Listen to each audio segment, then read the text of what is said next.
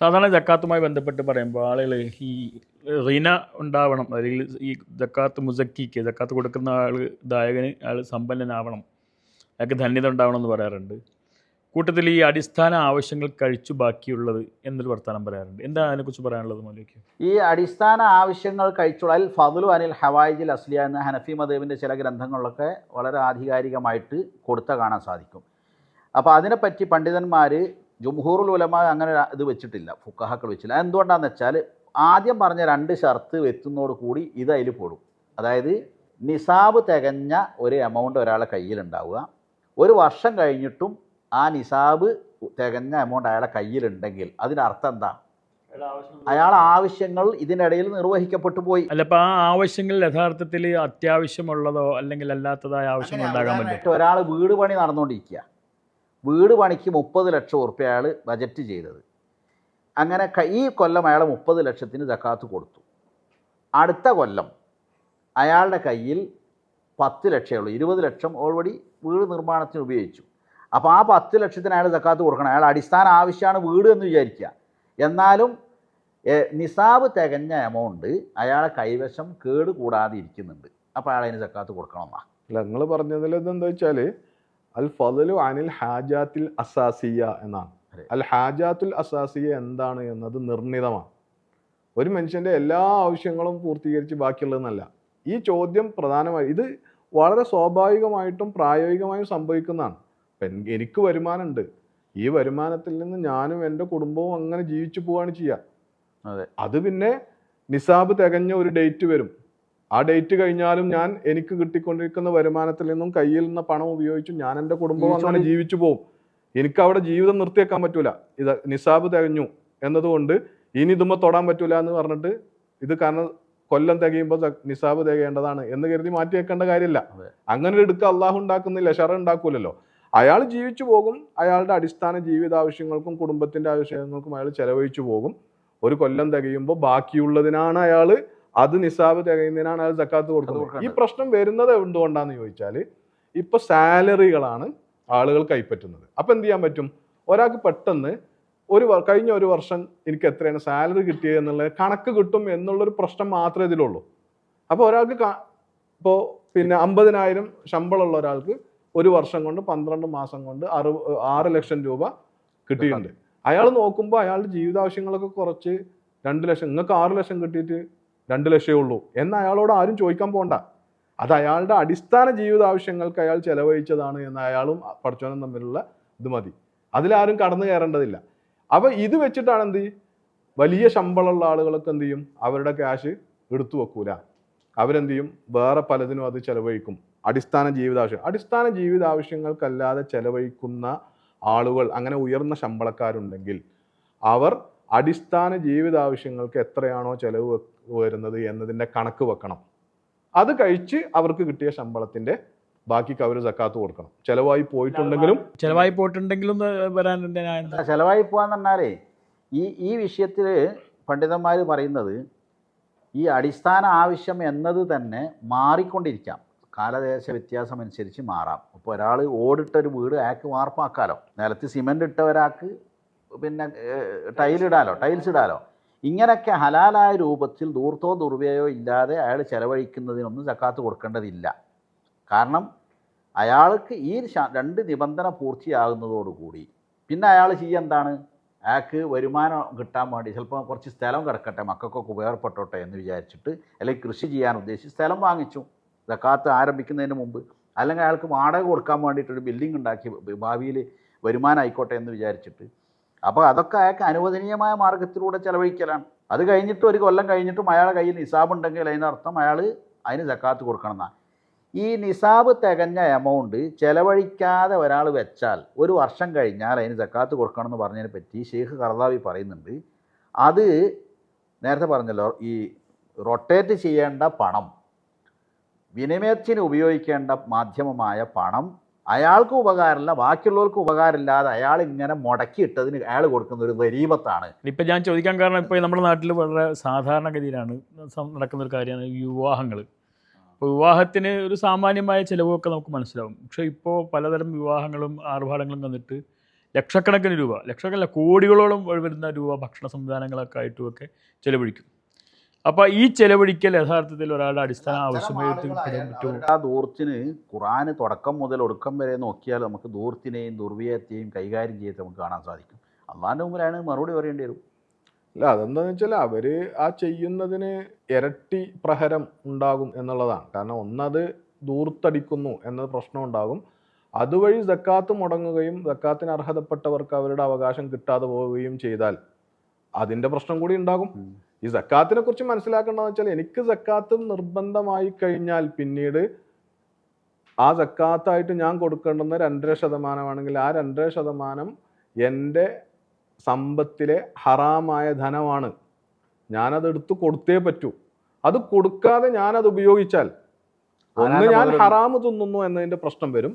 രണ്ടാമത്തത്, ഇതിന് നസ്സുകൊണ്ട് അള്ളാഹു നിശ്ചയിച്ച അവകാശികൾ അപ്പുറത്തുണ്ട്, അവരുടെ അവകാശം തടയപ്പെട്ടു എന്നതിൻ്റെ ഗൗരവം കൂടി അതിനുണ്ടാകും.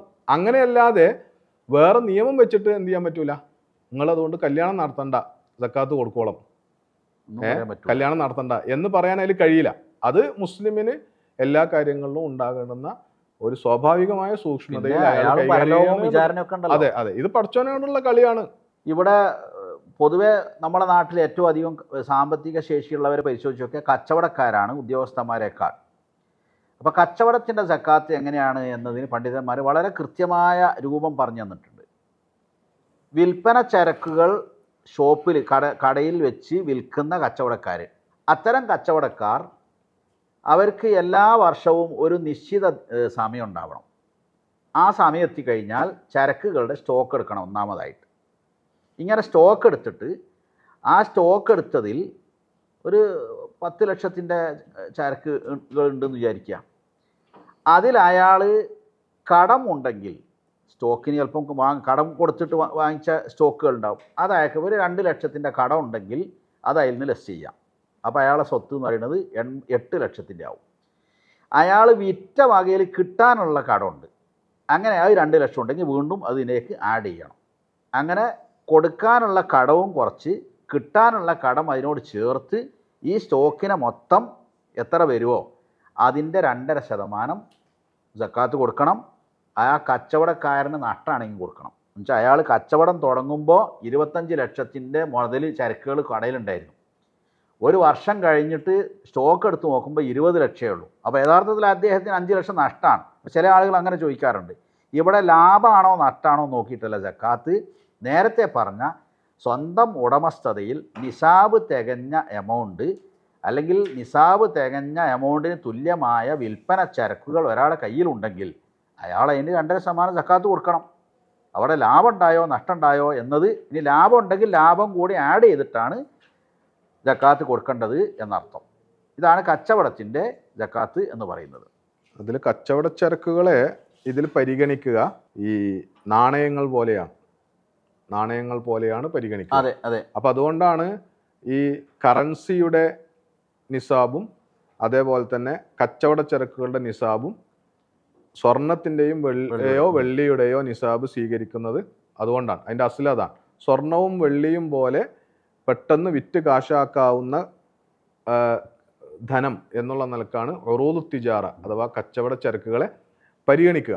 അപ്പോൾ അതുമായി ബന്ധപ്പെടുത്തി നേരത്തെ പറഞ്ഞ നിസാബിൻ്റെ കാര്യത്തിലുള്ള ഒരു അലി ഖറദാഗിയുടെ ഫത്വയുടെ ഒരു മർമ്മം, പുതിയ ഫത്വയുടെ ഒരു മർമ്മം എന്ന് പറയുന്നത് അത് വെച്ചിട്ടാണ് അദ്ദേഹം അതിനെ വിശദീകരിക്കുന്നത്. സ്വർണം വെള്ളി ഇത് അസ്ലാണ്. സ്വർണത്തിൻ്റെത് നേരത്തെ പറഞ്ഞ 85 ഗ്രാം, അതിൽ മാറ്റം വരുത്താൻ ഒരു ഇജ്തിഹാദും അനുവദിക്കപ്പെടുകയില്ല, കാരണം അത് നെസ്സാണ്. വെള്ളിയുടേത് 595 ഗ്രാമാണ് അല്ലെങ്കിൽ 200 ദിർഹമാണ് എന്നതിലും ഒരു മാറ്റം വരുത്താൻ പറ്റൂല. അതിനോട് ഖിയാസ് ചെയ്യുന്നതിൽ ഖിയാസ് പോസിബിളാണ്. അപ്പം അതിൽ പെട്ടതാണെന്ത്, പുതിയ കാലത്തെ പേപ്പർ കറൻസികൾ, അതേപോലെ തന്നെ ഉറൂദു തിജാറ കച്ചവട ചരക്കുകൾ. ഇതിൻ്റെ നിസാബ് എന്ത് എന്ന് കണക്ക് കൂട്ടുന്നിടത്താണ് പുതിയ ഫത്വ വന്നത്. എന്ന് പറഞ്ഞാൽ അനധികൃതമായ പിന്നെ ഏറ്റ വ്യത്യാസങ്ങൾ അസാധാരണമായ അപ്പം അതിൽ തന്നെ നമ്മൾ ശ്രദ്ധിക്കേണ്ടതെന്ന് ചോദിച്ചാൽ ഇതിൻ്റെ കാരണം എന്താ എന്നുള്ളത് കൂടി ഇതിൽ പരിഗണിക്കണം. കാരണം വെച്ചാൽ മനുഷ്യന്മാരുടെ ഫസാദ് കൊണ്ട് മാത്രം ഉണ്ടാകുന്ന ഏറ്റക്കുറച്ചിലാണ് ഇപ്പോഴുള്ളത്. സ്വാഭാവികമായ വിലവർധന അല്ല എന്ന് പറഞ്ഞാൽ സാധാരണഗതിയിൽ ഒരു എക്കണോമിയിൽ പരിഗണിക്കപ്പെടുന്ന ഡിമാൻഡ് ആൻഡ് സപ്ലൈ, ജെന്യുവിനായ ഡിമാൻഡ് ആൻഡ് സപ്ലൈയെ ബേസ് ചെയ്തുകൊണ്ടുള്ള വില കൂടുതലോ വിലക്കുറവോ അല്ല ഉണ്ടാകുന്നത്. കാരണം ഒരൊറ്റ ദിവസം കൊണ്ട് എന്ത് ചെയ്യുന്നു 6000 5000 രൂപ കൂടുകയോ കുറയുകയോ ഒക്കെ ചെയ്യും. ഒരു വർഷം കൊണ്ട് ഡബിൾ ആകുക. അതെ. അപ്പൊ സാമ്പത്തിക രംഗത്തുള്ള ഈ കളികൾ വെച്ചുകൊണ്ടാവുമ്പോഴാണ് ഇതിൽ പുനരാലോചന ആവശ്യമായി വരുന്നത്. അപ്പൊ അതിൽ അദ്ദേഹത്തിന്റെ പുതിയ ഫത്വയിൽ വളരെ കൃത്യമായിട്ട് വിശദീകരിക്കുന്നത് ഇതാണ്. അത് അതിന്റെ ഒരു പരിഗണന മാത്രമാണ്. ഈ തക്കല്ലുബാത്ത് ഉണ്ടാകുന്ന ഈ വലിയ ഏറ്റവ്യത്യാസങ്ങൾ ഉണ്ടാകുന്ന സാഹചര്യത്തിൽ ഇപ്പോൾ രണ്ടും അസ്ലാണ്, സ്വർണവും അസ്ലാണ്, വെള്ളിയും അസ്ലാണ്. അപ്പൊ അതില് പഴയ കാലം മുതൽ തന്നെ പണ്ഡിതന്മാരെന്നുണ്ട്, ചിലര് വെള്ളി ആണ് അസ്ലാക്കേണ്ടത്, വെള്ളിയാണ് മാനദണ്ഡമാക്കേണ്ടതെന്ന് പണ്ടേ അഭിപ്രായം പറയുന്ന ആളുകളുണ്ട്. സ്വർണമാണ് എന്ന് പറയുന്നവരുണ്ട്. സ്വർണമാണ് അസ്ലാക്കാൻ നല്ലത്, അടിസ്ഥാനമാക്കാൻ നല്ലത് എന്ന അഭിപ്രായമാണ് ഇത്രയും കാലം പല കാരണങ്ങൾ കൊണ്ട്, സാമ്പത്തികമായ പല കാരണങ്ങൾ കൊണ്ട് ജെനുവിനായിരുന്നത്. കാരണം എന്താ വെച്ചാൽ കഴിഞ്ഞ വർഷമൊക്കെ ഇതേ സമയത്ത് നമ്മൾ 595 ഗ്രാം വെള്ളിയുടെ വില നോക്കുമ്പോൾ 42,000 രൂപയാണ് ഉണ്ടായിരുന്നത്. അപ്പോൾ 42,000 രൂപ ഒരാളുടെ കയ്യിൽ ഉണ്ടാവുകയും അതുകൊണ്ട് ഇനിയിപ്പോൾ അയാൾ ഒരു കൊല്ലം തികച്ചാൽ തന്നെ അയാളിപ്പോൾ നമുക്ക് ഖനിയായിട്ട് പരിഗണിക്കാനൊക്കെ ഇപ്പോഴത്തെ ഒരു സാഹചര്യത്തിൽ ഒരിക്കലും പറ്റൂല എന്നതാണ് അതിൻ്റെ വിഷയം. അതേ സമയത്ത് സ്വർണം കഴിഞ്ഞ വർഷം നോക്കുമ്പോഴും ഏതാണ്ട് 7 ലക്ഷം 8 ലക്ഷം രൂപയുടെ അടുത്ത് ഉണ്ട്. ഇപ്പം എന്ത് സംഭവിച്ചിരിക്കുന്നു എന്ന് ചോദിച്ചാൽ സ്വർണത്തിൻ്റെ വില ക്രമാതീതമായി വർദ്ധിച്ച് നമുക്ക് തന്നെ ഇപ്പോഴും എന്ത് ചെയ്യാം, ഒരു എല്ലാം കഴിച്ച് സാമാന്യം ഒരു 5-6 ലക്ഷമെങ്കിലൊക്കെ ഒരു കല്ലം ബാക്കി നിൽക്കുന്ന ആളെ ധൈര്യത്തിൽ നമുക്ക് എന്ത് ചെയ്യാം, അയാൾ ധനികനാണ് എന്ന് ധൈര്യമായിട്ട് പറയാം എന്നുള്ള അവസ്ഥ ഉണ്ട്. അപ്പോൾ ഇപ്പോഴത്തെ സാഹചര്യത്തിൽ സ്വർണത്തെ മാനദണ്ഡമാക്കുന്നു എന്ന് പറയുമ്പോൾ സംഭവിക്കുന്നത് എന്താണ്, കഴിഞ്ഞ വർഷത്തെ അപേക്ഷിച്ച് സക്കാത്ത് ദായകരുടെ എണ്ണം കുറയും എന്നുള്ളതാണ് സംഭവിക്കുക. ഈ സ്വർണത്തിന്റെ വില കൂടിയതിന്റെ ആഘാതമൊക്കെ ഇനി വരാൻ ഇരിക്കുന്നുള്ളൂ. അവരുടെ കയ്യിലുള്ള 10 ലക്ഷത്തിനും മൂല്യമില്ലാതെ ആവുക എന്നുള്ളതാണ് യഥാർത്ഥത്തിൽ സംഭവിക്കുന്നത്. പക്ഷെ ആ ആഘാതം വരാനിരിക്കുന്നതേ ഉള്ളൂ.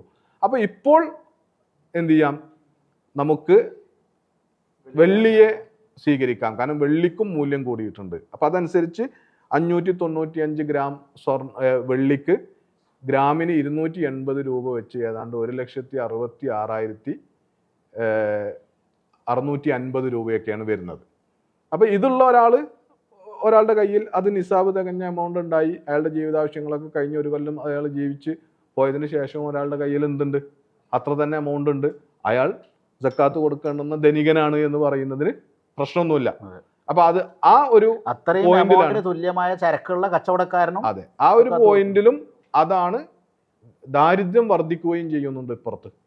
അതിനെ കൂടി പരിഗണിച്ചുകൊണ്ടാണ് ആളുകളുടെ സാമ്പത്തിക ദൈന്യത കൂടി വരികയാണ്, ദാരിദ്ര്യം വർദ്ധിച്ചു വരികയാണ്, ആവശ്യം കൂടി വരികയാണ്, വരുമാനം ഇല്ലാതായിക്കൊണ്ടിരിക്കുകയാണ്, പിന്നെ തൊഴിൽ രാഹിത്യം വർദ്ധിച്ചു വരികയാണ്. അങ്ങനെയുള്ളൊരു പശ്ചാത്തലത്തിൽ കൂടിയാണ് അൻഫഉ വ അഹല്ലു ലിൽ ഫുഖറാഇ വൽ മസാക്കീൻ എന്ന ഒരു പോയിന്റിനെ കൂടി മുൻനിർത്തിയിട്ട് അപ്പോൾ ഇപ്പോൾ നമ്മൾ ഈ ഒരു വർഷം മുതൽ ആഗോള പണ്ഡിത സഭയുടെ പ്രസിഡന്റാണ് ഷെയ്ഖ് അലി ഖറദാഗി.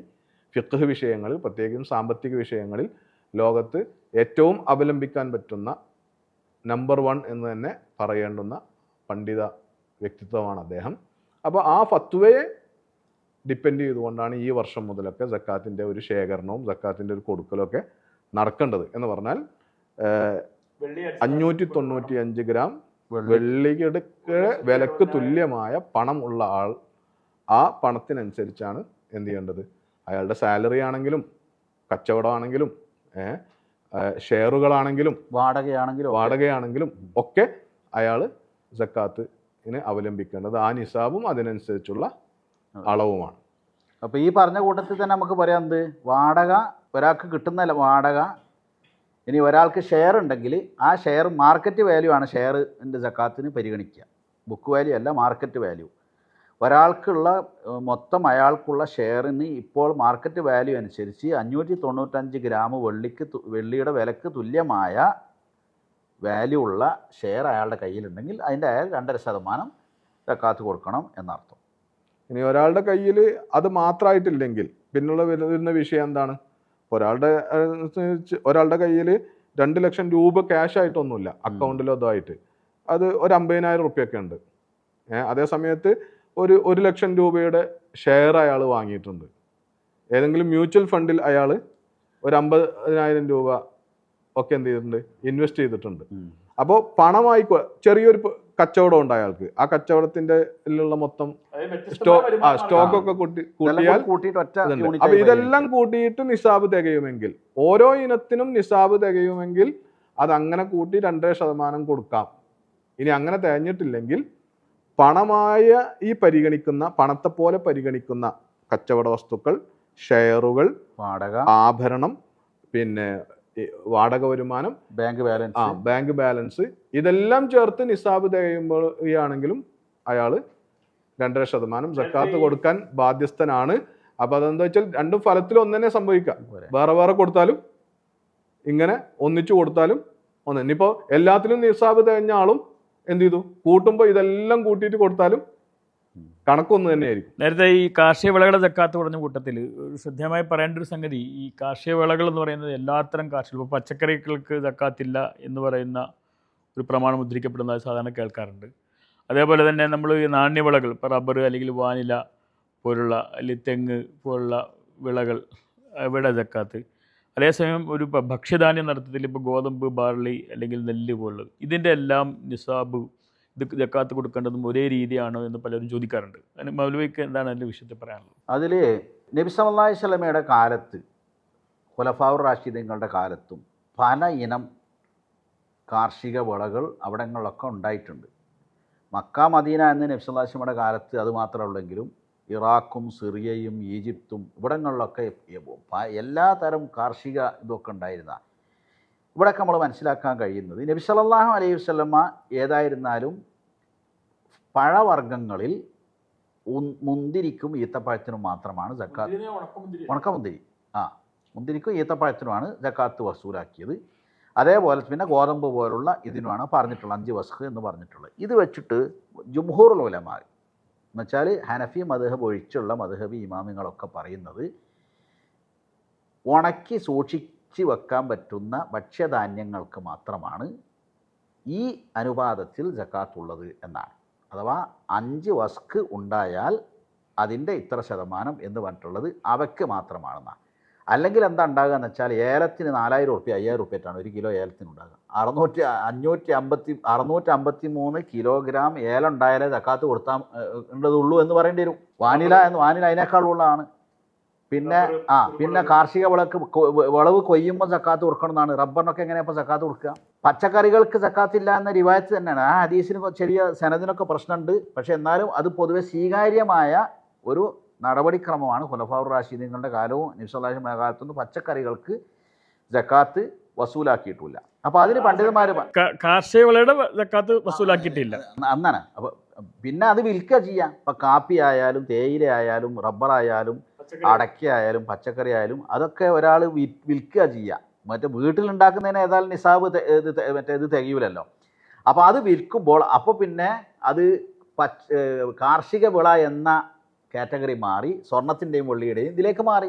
അപ്പോൾ അതിനത് ആ ബാധക. അതുകൊണ്ട് തന്നെ അത്തരം ആളുകൾ കാശ് കയ്യിലുണ്ടെങ്കിൽ ഓരോ കൊല്ലവും സക്കാത്ത് കൊടുക്കണം. 2.5% കൊടുക്കേണ്ടത്, ഓരോ കൊല്ലവും സക്കാത്ത് കൊടുക്കണം. വേറെ ചില പണ്ഡിതന്മാർ ഈ ഏലം, കുരുമുളക് ഇങ്ങനത്തൊക്കെ നാട്ടിലെ മുഖ്യ വിളയായ അരിയുടെ വിലക്ക് തുല്യമായ വിലക്കുള്ള കിലോ ഉണ്ടായാൽ അതിൻ്റെ കാർഷിക വിള അനുസരിച്ച് കൊടുക്കണമെന്ന് അവർ അഭിപ്രായപ്പെട്ടിട്ടുണ്ട്. അതൊരു അഭിപ്രായമായിട്ട് ഹനഫി മദ്ഹബിൻ്റെ വീക്ഷണത്തിലാണ് എന്നാണ് പറയപ്പെടുന്നത്. ഹനഫി മദ്ഹബ് അനുസരിച്ച് യഥാർത്ഥത്തിൽ നിസാബന്നല്ല. ഹനഫി മദ്ഹബ് അനുസരിച്ച് ഒരാൾക്ക് ആകെ ഒരു വാഴക്കൊല ഉണ്ടായത്, ആ വാഴക്കൊലയിൽ 100 പഴം ഉണ്ടെങ്കിൽ അതിൽ 10 പഴം സക്കാത്ത് കൊടുക്കണമെന്നാണ്. ഈ 5 വസ്ഖ് ഉണ്ടായാലേ സക്കാത്ത് ബാധകാവോ എന്ന നിയമം ഓൽക്കില്ല. അപ്പോൾ അതുകൊണ്ട് പൊതുവെ പണ്ഡിത ലോകം ആ ഹനഫി മദ്ഹബിൻ്റെ ആ വീക്ഷണം സ്വീകരിച്ചിട്ടില്ല. ഷെയ്ഖ് ഖർദാവി അടക്കം കാർഷിക വിളകൾക്ക് മൊത്തം സക്കാത്ത് കൊടുക്കണമെന്ന് പറയുമ്പോൾ നിസാബുമായി ബന്ധപ്പെട്ട ഹനഫി മദ്ഹബ് നമുക്ക് സ്വീകാര്യമല്ല എന്ന് വ്യക്തമായിട്ട് എഴുതിയിട്ടുണ്ട്. സക്കാത്തുമായി ബന്ധപ്പെട്ട വിഷയങ്ങളിൽ നസ്സുകൾ, പണ്ഡിതന്മാരുടെ ഇജ്തിഹാദുകൾ ഇതിനെയൊക്കെ പരിഗണിക്കുന്നതിന് പകരം നമ്മുടെ യുക്തി പ്രയോഗിക്കുക എന്നത് ഇപ്പോൾ വളരെ വ്യാപകമാണ്. അപ്പം ഈ യുക്തി പ്രയോഗിക്കുന്നതിന് കുഴപ്പമൊന്നുമില്ല, കാരണം പണ്ഡിതന്മാരുടെ ഇജ്തിഹാദും ആ യുക്തി പ്രയോഗിച്ചിട്ടുള്ളതാണ്. പക്ഷേ ഈ യുക്തി പ്രയോഗിക്കുമ്പോൾ നേരത്തെ മൗലവി പറഞ്ഞ ഉദാഹരണത്തിൽ അത് വളരെ പ്രകടമാണ്. യുക്തി പ്രയോഗിക്കുമ്പോഴുള്ള പ്രശ്നം എന്ന് വെച്ചാൽ, ഒരിടത്ത് നമ്മൾ ഒരു യുക്തി പ്രയോഗിക്കുകയും അതിന് ബാധകമായതിൻ്റെ അനുബന്ധ യുക്തികൾ അതേ വിഷയത്തിൽ പരിഗണിക്കാൻ മറന്നു പോവുകയും ചെയ്യും. കാരണം നമ്മുടെ ആകപ്പാടെയുള്ളൊരു ത്വര എന്ന് പറയുന്നത് സക്കാത്ത് കൊണ്ട് ഭൂലോകത്തുള്ള എല്ലാ സാമ്പത്തിക പ്രശ്നങ്ങളും പരിഹരിക്കുക എന്നതാണ് നമ്മളിൽ ചിലരുടെ ഒരു താല്പര്യം എന്ന് പറയുന്നത്. സക്കാത്ത് അതിനുള്ളതല്ല. സക്കാത്ത് ഇസ്ലാമിക സാമ്പത്തിക വ്യവസ്ഥയുടെ ഒരു അടിസ്ഥാന ഘടകവും കുറച്ച് സാമ്പത്തിക പ്രശ്നങ്ങളൊക്കെ പരിഹരിക്കാനുള്ള ഫുഖറാഇൻ്റെ മുഴുവൻ പ്രശ്നങ്ങളും തന്നെ സക്കാത്ത് കൊണ്ട് പരിഹരിക്കണം എന്നുള്ള ഒരു നിർബന്ധവും ഇല്ല, അങ്ങനെ ഉദ്ദേശിച്ചിട്ടുമില്ല. കാരണം അങ്ങനെയാണെങ്കിൽ എല്ലാ കാലത്തേക്കും ബാധകമായ നിയമമായിട്ട് സക്കാത്ത് നിലനിൽക്കേണ്ട കാര്യം തന്നെയല്ല ഫുഖറാക്കൊക്കെ കൊടുക്കേണ്ടെന്ന്.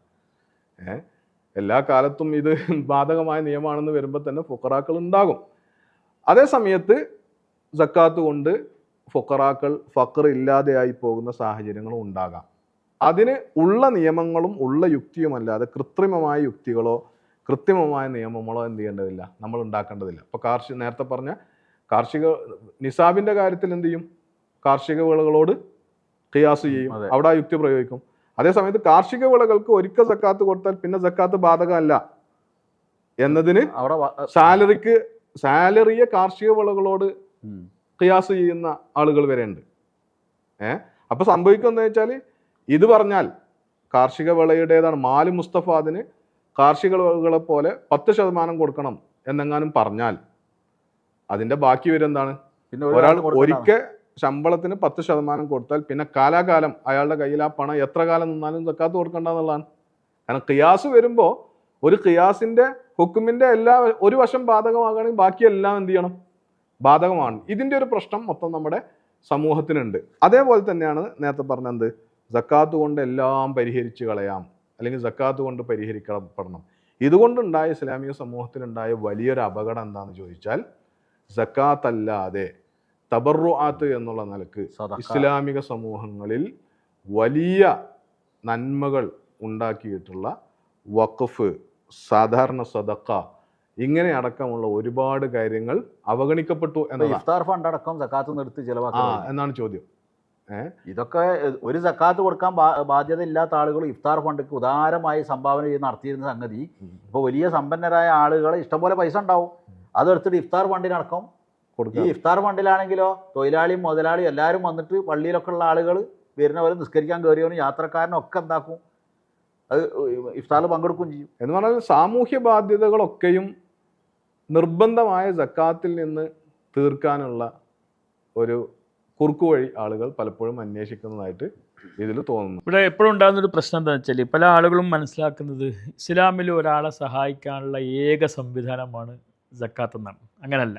സക്കാത്ത് യഥാർത്ഥത്തിൽ ഒരു നിശ്ചിത സമ്പത്തിൽ ഒരു നിശ്ചിത പരിമാണം, ഒരു നിശ്ചിത നിസാബ് എത്തിയാൽ അവർ നിർബന്ധമാകുന്ന അടിസ്ഥാനപരമായ ഒരു ഇബാദത്താണ്. അതേസമയം ദാനധർമ്മങ്ങൾക്ക് നിസാബേ ഇല്ല. അത് എത്രത്തോളം എന്ന് വെച്ചാൽ, അയൽവാസി പട്ടിണി കിടക്കുമ്പോൾ ഈ വയറ് നിറച്ചുണ്ടെന്നവൻ വല്ലാഹി ലാ യുഅ്മിൻ, അവൻ വിശ്വാസിയല്ല എന്ന് റസൂലുള്ളാഹി പറയുന്നതിൻ്റെ അർത്ഥം എന്താ? അപ്പോൾ എൻ്റെ അയൽവാസി പട്ടിണി കിടക്കുമ്പോൾ ഞാൻ എൻ്റെ സമ്പത്തിൻ്റെ സക്കാത്ത് നിസാബ് എത്തിയിട്ടുണ്ട് എന്ന് നോക്കിയിട്ടല്ല ഞാൻ കൊടുക്കേണ്ടത്. കൊടുക്കൽ അയാളുടെ ബാധ്യതയാണ്. അപ്പോൾ ദാനധർമ്മങ്ങളുടെ ഒരു പ്രത്യേകത, അത് നിർബന്ധമായി വരുന്ന സന്ദർഭങ്ങളുണ്ട്, സുന്നത്തായി വരുന്ന സന്ദർഭങ്ങളുണ്ട്. ചിലപ്പോൾ കൊടുക്കുന്നത് അനഭിലഷണീയമാകുന്ന കറാഹത്തായി വരുന്ന കൊടുക്കാൻ പാടില്ലാത്ത അവസരങ്ങളുണ്ട്. അപ്പോൾ ഈ ദാനധർമ്മങ്ങളുടെ ഒരു വലിയ വാതിൽ തുറന്നു വെച്ചതിന് ശേഷമാണ് മുസ്ലിം സമൂഹത്തിൻ്റെ തന്നെ ആഭ്യന്തരമായ ഒരു സാമ്പത്തിക സുരക്ഷയുമായി ബന്ധപ്പെട്ടിട്ടാണ് സക്കാത്ത് ഉണ്ടാകുന്നത്. അപ്പോൾ പല ആളുകളും സക്കാത്തെക്കുറിച്ച് ചോദിക്കുമ്പോൾ ആദ്യത്തെ ചോദ്യം തന്നെ സക്കാത്ത് അമുസ്ലിങ്ങൾക്ക് കൊടുക്കാൻ പറ്റുമോ എന്നാണ്. ആ ചർച്ചയിലേക്ക് നമ്മൾ പോകുന്നതിന് മുമ്പ് അപ്പോൾ നമ്മൾ മനസ്സിലാക്കേണ്ടതെന്ന് വെച്ചാൽ, ഈ ആളുകളെ സഹായിക്കുക, അമുസ്ലിങ്ങൾക്ക് സക്കാത്ത് കൊടുക്കുക എന്ന് പറഞ്ഞാൽ എൻ്റെ ഉദ്ദേശം എന്താ? അവരെ സഹായിക്കാന്നാണ്. അവരെ സഹായിക്കുന്നതിന് സക്കാത്ത് അല്ലാത്ത തന്നെ ഒരു വാതിൽ ഇസ്ലാം എന്ത് ചെയ്തിട്ടുണ്ട്? തുറന്നു വെച്ചിട്ടുണ്ട്. അപ്പം ഈ വാതിലൊക്കെ തുറന്നു വെച്ച് എന്നും മറന്നുപോയി. അത് നിർബന്ധമാകുന്ന സന്ദർഭങ്ങളുണ്ട് എന്നത് മറന്നുപോയി. ഇപ്പം അയൽവാസി പട്ടിണി കിടക്കുമ്പോൾ അയൽവാസി ഹിന്ദു ആകട്ടെ അല്ലെങ്കിൽ മറ്റേത് മതസ്ഥനാകട്ടെ, അയാൾക്ക് ഭക്ഷണം കൊടുക്കുക എന്ന് പറയുന്നത് നിസാബ് പോലും നോക്കാതെ അയാൾക്ക് കൊടുക്കാൻ ഇയാളെന്താണ്? ഇയാൾ ബാധ്യസ്ഥനാണ്. ഈ സംഗതി മറന്നു പോകുന്നതുകൊണ്ടാണ് എന്ത് ചെയ്യുന്നത്, ഈ ചോദ്യം പോലും ചിലപ്പോൾ ഉത്ഭവിക്കുന്നത്. ഒരു രോഗി, ഒരു വിശക്കുന്നവൻ, ഒരു ഉടുതുണിക്ക് മറുതുണിയില്ലാത്തവൻ നമ്മളെ പരിസരത്തും അറിവിലും ഉണ്ടെങ്കിൽ ആരും സക്കാത്ത് കൊടുക്കാൻ ബാധ്യസ്ഥതയുള്ളവരില്ലാന്ന് വിചാരിക്കുക. ഒരു മുസ്ലിം സൊസൈറ്റിയിൽ അങ്ങനെ ആളുകളുണ്ടെങ്കിൽ ജാതി മത ഭേദമന്യേ അവരെ സഹായിക്കൽ വാജിബാണ്. അവർ വിശക്കുന്നുണ്ടെങ്കിൽ വറായിത്തല്ലതി യുക്കദ്ദിബു ബിദ്ദീൻ ഫദാലിക്കല്ലതി യദുഉൽ യതീം. ഈ ആയത്ത് ഇറങ്ങുമ്പോൾ നമ്മൾ പരിശോധിച്ച് നോക്കിയാൽ മുസ്ലിങ്ങളുടെ കൂട്ടത്തിൽ അനാഥകളും അഗതികളും ഉണ്ടോ തന്നെ, അഗതികളുണ്ടാവും, അനാഥകളുണ്ടോ തന്നെ സംശയം. അപ്പോൾ അനാഥകളെ കാര്യം ശ്രദ്ധിക്കാൻ, അവർക്കൊക്കെ അവരുടെ ഭക്ഷണത്തിൻ്റെ കാര്യമൊക്കെ ശ്രദ്ധിക്കാൻ എന്ന് പറഞ്ഞാൽ ദീനിൻ്റെ അടിസ്ഥാന വെച്ചാൽ കാതലായിട്ടാണ് ഖുർആൻ പഠിപ്പിക്കുന്നത്. അപ്പോൾ അതുകൊണ്ട് എന്ന് വെച്ചാൽ സക്കാത്ത് എന്നത് ഒരു ആരാധന, അത് തുഖദു മിൻ അഗ്നിയാഹിം വ തുറദ്ദു അലാ ഫുഖറാഹിം. ഇത് നേരത്തെ പറഞ്ഞതുപോലെ ഇസ്ലാമിൽ ഒരു മുസ്ലിമായ ഒരു വ്യക്തി ചെലവഴിക്കേണ്ട ബാധ്യതകളിൽ ഒന്ന് മാത്രമാണ് സക്കാത്ത് എന്ന് പറയുന്നത്. ഖുർആൻ തുടങ്ങുമ്പോൾ തന്നെ വമിമ്മാ റസഖ്നാഹും യുൻഫിഖൂൻ അല്ലദീന യുൻഫിഖൂന അംവാലഹും എന്നൊക്കെ പറഞ്ഞിട്ട് ധാരാളക്കണക്കിന് കാണുന്നിടത്ത് അവിടെ നിന്നും ഈ വിഭജനമില്ല. അപ്പോൾ ഇസ്ലാമിലെ സക്കാത്ത് മാത്രമല്ല, തബറുആത്ത്, സദക്ക, വഖഫ്, കഫാലത്ത് എന്ന് തുടങ്ങി ഒരുപാട് കാറ്റഗറികൾ, കഫാറത്ത്, ഇങ്ങനെ തുടങ്ങി ഒരുപാട് ഘടകങ്ങൾ ഒരു മുസ്ലിമായൊരു വ്യക്തി അവൻ്റെ ജീവിതത്തിൽ ചെലവഴിക്കേണ്ടതായ മേഖലകളുണ്ട് എന്നർത്ഥം. ഇനി അവസാനമായിട്ട് ഇത് പറയുന്നത് എന്തിനാന്ന് വെച്ചാൽ രണ്ട് ഉദ്ദേശത്തിലാണ് ഇത് പറയുന്നത്. ഒന്നാമത്തെ എന്താണെന്ന് ചോദിച്ചാൽ സക്കാത്ത് കൊണ്ട് എല്ലാം പരിഹരിക്കണം എന്നുള്ള ഒരു വാശി ഉണ്ടാകാൻ പാടില്ല. രണ്ടാമത്തത് സക്കാത്ത് അല്ലാത്ത ഐച്ഛികമായ ദാനധർമ്മത്തിൻ്റെ ഇസ്ലാം തുറന്നു വെച്ച വിശാലമായ വാതിലുകൾ വിസ്മരിക്കപ്പെടുകയും അത് അടച്ചു കളയുകയും ചെയ്യരുത്. ഇത് രണ്ടും ഉണ്ട്. സക്കാത്ത് കൊണ്ട് എല്ലാം പരിഹരിക്കാൻ നിന്നാൽ ഉണ്ടാകുന്ന പ്രശ്നം എന്താണെന്ന് ചോദിച്ചാൽ, അപ്പോൾ സക്കാത്ത് വളരെ കൃത്യമായ ഒരു ആരാധന, നസ്സുകൊണ്ട് ഭൂരിഭാഗം നിയമങ്ങളും സ്ഥിരപ്പെട്ട ഒരു ആരാധന എന്ന പരിധിയിൽ നിന്ന് അതിനെ വിശാലമാക്കാനും ആ പരിധിക്ക് പുറത്തേക്ക് ചാടിക്കാനും നമ്മൾ നിർബന്ധിതരാകും. സക്കാത്ത് കൊണ്ട് എല്ലാം വരും. അപ്പോൾ അമുസ്ലിങ്ങളുടെ പ്രശ്നവും സക്കാത്ത് കൊണ്ട് പരിഹരിക്കണം എന്ന് പറയുമ്പോൾ എന്ത് ചെയ്യും? അത് അള്ളാഹ് നിശ്ചയിച്ച പരിധിയിൽ നിന്നും അള്ളാഹു അതുമായി ബന്ധപ്പെട്ട് നൽകിയ നെസ്സിൻ്റെ പരിധിയിൽ നിന്നും അത് പോകും.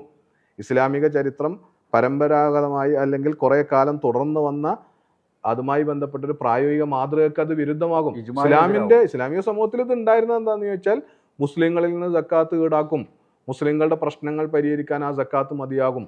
മറ്റൊന്ന് അമുസ്ലിങ്ങളിൽ നിന്ന് ജിസിയ ഈടാക്കും, ഹറാജ് ഈടാക്കും.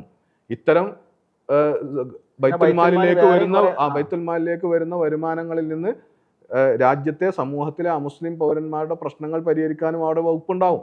ഇങ്ങനെയാണ് ഇത് ഡീൽ ചെയ്തു പോയത്. ഇതിപ്പോ വരുമാനം ആകെ സക്കാത്ത് എന്ന് മാത്രമേ ഉള്ളൂ. ഭൂലോകത്തുള്ള സകല പ്രശ്നവും എന്ത് ചെയ്യണം? ഈ സക്കാത്ത് കൊണ്ട് പരിഹരിക്കപ്പെടണം എന്ന് നമ്മൾ വാശി പിടിക്കുന്നത് അത് ഇസ്ലാമികമായ ഒരു ചരിത്രത്തിനും അതിൻ്റെ ഒരു നെസ്സിനുമൊക്കെ വിരുദ്ധമായി വരുന്ന കാര്യമാണ്. അപ്പോൾ നമ്മൾ സക്കാത്തുമായി ബന്ധപ്പെട്ട് ഒരുപാട് വിഷയങ്ങൾ ചർച്ച ചെയ്യേണ്ടതുണ്ട്.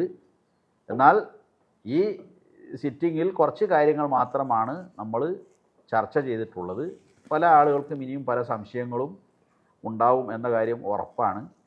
സംശയങ്ങൾ ഉണ്ടായിക്കൊണ്ടിരിക്കണം എന്നതാണ് ഇത്തരം വിഷയങ്ങളുടെ പ്രാധാന്യവും അതിൻ്റെ പ്രസക്തിയും അങ്ങനെ തന്നെയാണ്. ഏതായിരുന്നാലും കൂടുതൽ സക്കാത്തിനെ സംബന്ധിച്ച് മനസ്സിലാക്കുകയും ഇസ്ലാമിലെ സക്കാത്ത് എന്ന് പറഞ്ഞാൽ കേവലം ഒരു ദരിദ്രരെ സഹായിക്കുക എന്നതിലുപരി വലിയ ഒരു സാമ്പത്തിക ഉത്ഘടനത്തിനുള്ള വലിയ ഒരു ആവേശം നൽകുന്ന ഒരുപാട് പ്രാധാന്യമുള്ള ഒരു ഘടകമാണ് എന്ന് സക്കാത്തിനെ സംബന്ധിച്ച് പഠിക്കുമ്പോൾ നമുക്ക് എല്ലാവർക്കും മനസ്സിലാവും. പക്ഷേ ആരാധനയായതുകൊണ്ട്, ഇബാദത്തായതുകൊണ്ട് അതിൻ്റെ നിബന്ധനകളും നിയമങ്ങളും അറിഞ്ഞുകൊണ്ട് തന്നെ വേണം അത് ശേഖരിക്കാനും കൊടുക്കാനും വിതരണം ചെയ്യാനും എന്ന കാര്യം വളരെ ഗൗരവപൂർവ്വം തന്നെ നമ്മൾ മനസ്സിലാക്കേണ്ടതാണ്. ഇല്ലെങ്കിൽ അള്ളാഹുവിൻ്റെ മുമ്പിൽ മറുപടി പറയേണ്ടി വരും. നമ്മൾ എന്തെങ്കിലും എങ്ങനെയെങ്കിലുമൊക്കെ ചെലവഴിക്കുകയും എങ്ങനെയെങ്കിലുമൊക്കെ ശേഖരിക്കുകയും ആർക്കെങ്കിലുമൊക്കെ കൊടുക്കുകയും വിതരണം ചെയ്യുകയും ചെയ്യുന്നത് കൊണ്ട് സക്കാത്ത് ശേഖരിച്ച് വിതരണം ചെയ്തു എന്ന ആ വാജിബ്, ആ നിർബന്ധ ബാധ്യത നിർവഹിച്ചു എന്ന് ആശ്വസിക്കാൻ കഴിയുകയില്ല. ആ കാര്യം കൂടുതൽ പഠിക്കുകയും മനസ്സിലാക്കുകയും ചെയ്യണമെന്ന് അഭ്യർത്ഥിച്ചുകൊണ്ട് ഈ സംസാരം, ഈ സിറ്റിംഗ് ഇവിടെ അവസാനിപ്പിക്കുകയാണ്. വആഖിറു ദഅവാനാ അൽഹംദുലില്ലാഹി റബ്ബിൽ ആലമീൻ. അസ്സലാമു അലൈക്കും വറഹ്മത്തുള്ളാഹി വബറകാതുഹു.